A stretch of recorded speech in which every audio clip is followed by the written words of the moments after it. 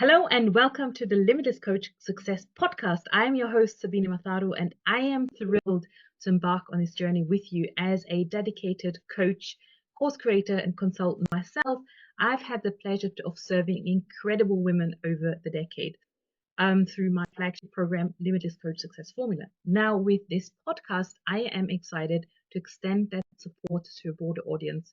We will explore strategies for unlocking your full potential, navigating the challenges of entrepreneurship, and achieving the success you envision. Now, this podcast is a dialogue and it is a space where we can learn from each other, share insights, celebrate victories, both big and small. And that's the reason why I have a guest expert with me today. I'm super excited to be introducing Jimmy and Cannon today. And he's going to talk about voice projection because he's a public speaking coach. He is an expert when it comes to helping women get project their voices, get out of their own way and articulate. And to me, this was really interesting when I met Jimmy because it's something that is so dear to my heart as well.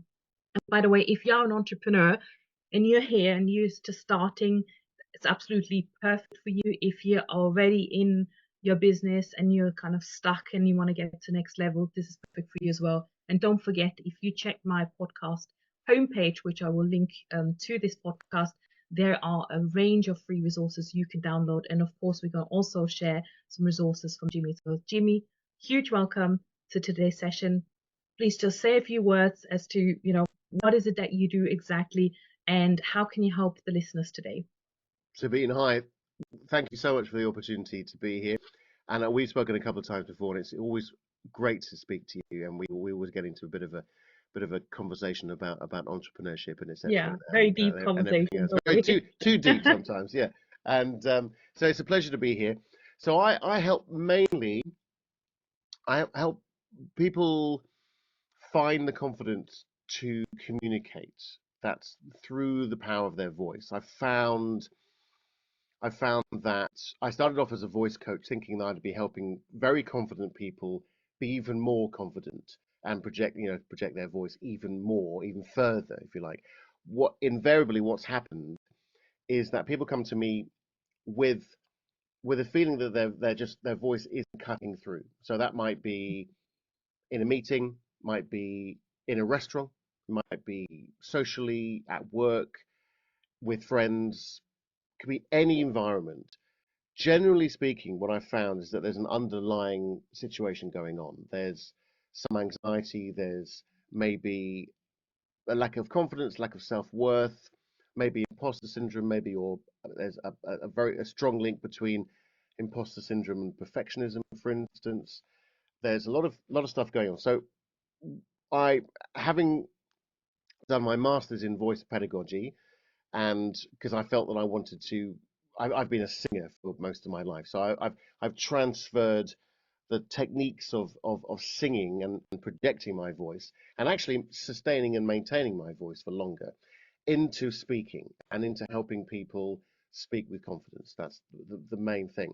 So what I've noticed when I was doing my masters was that my clients that were coming to me were also the majority of them were suffering from performance anxiety or some kind of social anxiety. So Mhm. social anxiety is a sort of an umbrella, if you like, of other subgenres, if you like, of anxiety. So there's public speaking anxiety, performance anxiety, and other areas of social anxiety as well. So I focus on performance anxiety and public speaking anxiety.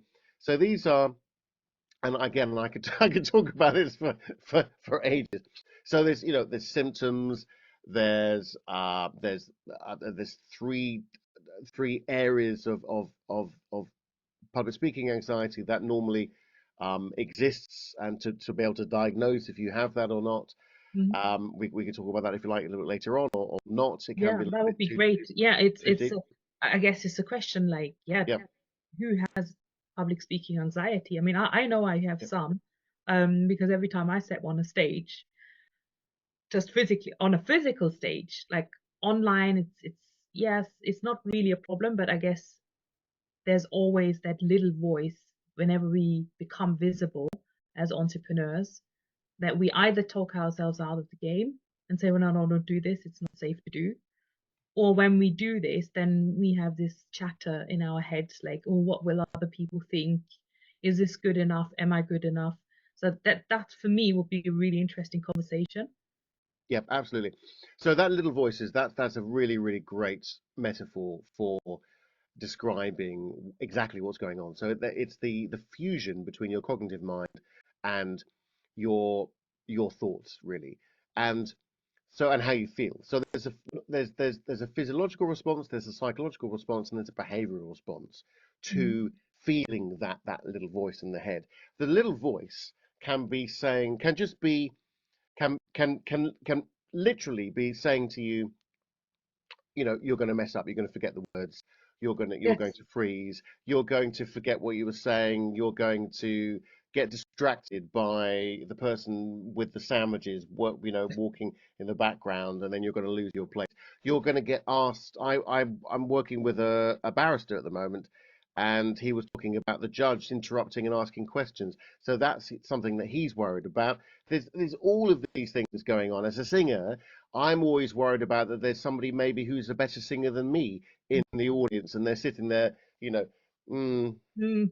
the face of judgment just is there on everybody's faces. The reality is that most people are thinking about what time they've got to pick up the kids or what they're going to cook for dinner. How, whatever, all these things, all the stuff that they've got to do, their shopping list of True. life, that's what they're thinking about. That most people aren't analyzing to a pedantic level what you're saying. And so to know that, to realize that you don't need to be perfect, you can come off script, you don't need to worry too much about the outcome. The answer, I mean, there's lots of techniques and tactics and tips that I can share. But the answer is there's lots of answers, but how long have we got? Preparation, working towards your values is really, really important. So with when I work with my clients, I studied acceptance and commitment therapy. So that's to do with committed action towards your values. So knowing what your values are is incredibly important because that's going to give you purpose to speak up and to do what you do. So for instance, if your value is you want to be respected, you want to be loved by your family, you want to love your family, you're doing this because you want to, you're getting up at a meeting, you're going to go to this networking event, you're going to talk to the boss, you're going to broach that toxic person in the office, um, and have that conversation because your values are that you wish to be accepted, you wish to be respected in your workplace, for instance, then that's worth doing. That's worth having that conversation. And that's really actually very, very common that when I'm working with people, mainly women actually, just the way it's gone. And I think that's probably one of the reasons that you and I are speaking now, Mm. is is that they are experiencing this, you know, toxic, maybe toxic is a too strong word, perhaps, a volatile, environment within the workplace, and they're not being heard. And Yeah. so that's what I'm striving to help people to do is to be heard in a sea of volatility, Yeah.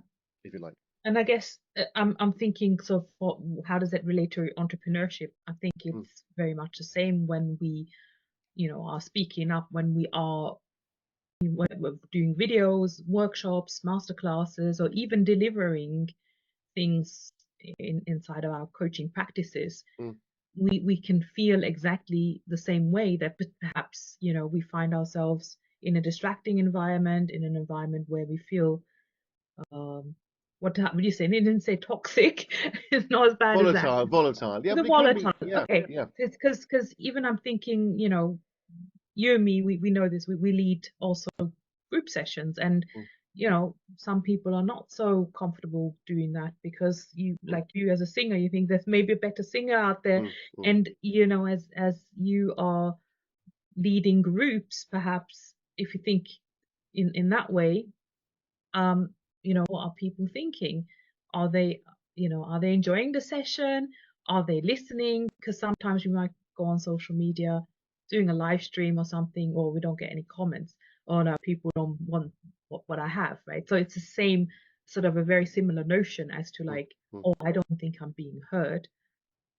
But the reality is we women need to step into our power, mm, and we need to project our voices and I guess dip into our values and become our authentic self mm. to then be able to speak up without fear and without fear of judgment and maybe Yeah. even take imperfect action.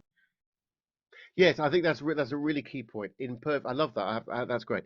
Imperfect action. So be willing to be uncomfortable. To be willing to put yourself in situations where you know that you're going to be embarrassed. Maybe you know that you're going to be slightly judged. You know that you're going to feel uncomfortable. But you might not be. It's maybe just Mm, something you tell in your absolutely. head. This is your monkey Yeah. talking, my monkey Yes. talking, Yeah. because it may not be the reality. This is the Yeah. thing. Quite often we tell ourselves all these stories which aren't actually true.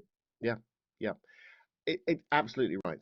So firstly, I think the first step is you're absolutely right. Is to be willing to be uncomfortable, and for instance, maybe go to that networking event, maybe go to that party, maybe you know think about how your how your how you could improve how you feel about yourself as well as other people, how they perceive you. I think that's the other thing as well. If as soon as you can you understand that you're by working on yourself, by working on your values, what's important to you, then other people's perception really diminishes. So the anxiety therefore diminishes, and so you're doing something for a purpose. You're speaking at an event, speaking up at a meeting, speaking in a social situation for that reason. So the first step is to be willing to put yourself in a slightly uncomfortable. I'm not expecting people to suddenly do a stand-up show or Mm. something like that, but I mean, actually, that was one of my a couple of years ago. One of my clients, one of the questions I ask is, if you weren't being, which is this is a great question, if you weren't being judged and you weren't being awarded or praised for what you would do, what would you do? And this is one of the questions that when I'm working with my clients, that I ask, and then we establish what's important to them in relation to those questions and the answers. And his answer was, "I want to be a stand-up comedian." Now, for me, as a performer, as a singer, and I've spent 30 years performing on stage, doing stand-up would just be an absolute nightmare. I mean, I absolutely would would cringe. I mean, I can't think of anything worse. And I've done live TV and all sorts of things, but doing stand-up is actually on my bucket list, but because I think I'm hilarious. My wife completely disagrees with that, so I'm not sure that's a great idea. So that was really interesting. And the great news is that from somebody who is or was socially awkward, not me, but my client, to do that and have achieved that is for me is absolutely outstanding achievement for him to do. The important thing to understand also is that the anxiety itself you will never get rid of the anxiety, and I can strongly say that within research, whether you're somebody who believes in um, uh, cognitive behavioral therapy, rational framing therapy, acceptance and commitment therapy, also any type of behavioral therapy or NLP or healing, or you will never get rid of the anxiety. Everybody would agree, academics would agree on that, but you can manage it. You can manage the anxiety, and that's based on in with what I use, acceptance and commitment therapy, is based on your values and committed action towards those values. So my sorry to rant on here, but my approach is more a holistic approach. It's about helping people to manage their anxiety, but also improve the quality of their voice. So we mentioned at the beginning, projecting their voice. So finding finding a way to an example would be, again, sorry to keep going about my clients, but the one of my clients is she explained this. This is a brilliant way to explain how people are are struggling with that sort of inner voice. In her mind, she's a lecturer, and she in her mind there's a theatre there, there's a party going on, there's a lot of passion, there's a lot of information that she wants to deliver, and it sounds amazing in her head, but when it comes out of her voice, her mouth, it's a completely different environment. So the feedback that she's had is that her voice is a bit monotone. It's not really cutting through. It doesn't have the engagement. It's not dynamic. So that's what we've been working on. But the interesting thing is that she's actually it's perfectly. I could teach you in 20 minutes how to project your voice, and it's really about using the breath and resonance. So once you've got that technique down, it's really about here, and it's about connecting this to this. Connecting your brain or mind, is it Well, mindset? connect a mindset really, and connecting, allowing the flow and the Mm. freedom of what's in here to come out without any judgment, to just to speak and have flow in what you're saying without Mm. worrying about other people's perception. So Yeah. in for her in here, everything is really clear, is really engaged and really passionate, and it's really dynamic, and it's fireworks going on. But when she speaks, it's like that. Okay. Yeah, I get it. I get it. I noticed myself as well when I'm um on doing a workshop or something like this. That obviously can be very much rehearsed. But in Mm, those moments when you drop into your heart and you just add a little story or just kind of reflect on what you're actually teaching, it just goes to that next level. It's just mm, like people get goosebumps mm. and they can feel it, isn't it? That's where we want to be. It's where you want to be, and it's called flow state, and it crosses the bridge from speaking communication to the arts. So I've been a singer and a musician most of my life, and it's that state where you're in completely a neutral area, and you're not distracted, you're just focused purely in the moment. So part of the therapy that I give and deliver is mindset and uh, present moment exercises, mindfulness. So really practicing being in the moment. So right now I'm in the moment, but I could be easily distracted by maybe my dog coming up, which he does occasionally. And don't worry, he's in the house. But Mhm. but if he comes up and he's looking at the window, I'm not going to be concentrating on what I'm saying. So I'm now thinking. I've just said twice, which is a terrible thing as a voice coach to say because it's filler words. So so so I'm now conscious of being even more conscious of being conscious of that I'm Yeah, being using filler words, but what the hell? It doesn't matter. I want to be myself. I want to be authentic to my exactly. audience. And I think We're all that's really important. humans, and I Yeah. think we forget this so much that we want to be so perfect that we actually stand in our own way to get out, to Yes. Very share good. our vision, to Mm, share because we don't think, oh, it's not good enough, or who am I, right? All these mm, things are going around in everyone's head. I think mm, in everyone's head. mm, And you mm. already said it so nicely that, well, people are not going to overanalyze you and how you're saying this. Yeah. And I have to be conscious of my own accent, right? I'm not a native speaker, Mm. but I'm How I'm shutting how? this off nowadays, right? Yeah. Yeah. Sorry to interrupt. How are you talking about that? That's how are you? What's been your experience with not being a native English speaker and getting into the society and culturally, and what's the experience for you? I've had not bad no bad experiences as such. I think I just sometimes I'm frustrated because I can't find the words or I don't Mm, understand all the language, all the words that people making jokes and that kind of thing. mm, But I don't let it affect me. I think I had to become more confident around myself and not let this and just say sometimes I have to say, oh sorry, I can't find the words, or mm, I need to ask you, I didn't understand what you meant, or what does that word mean? I'll just ask mm, you now. I just had mm, to get used to it. mm, mm. And it was And fine. have you had a reaction of negative reaction when you ask? No, never. No. I've never had any Mm, negative mm, reaction. mm, Which is great because you think maybe I'm gonna get a negative reaction. It feels mm, embarrassing to having to mm, ask.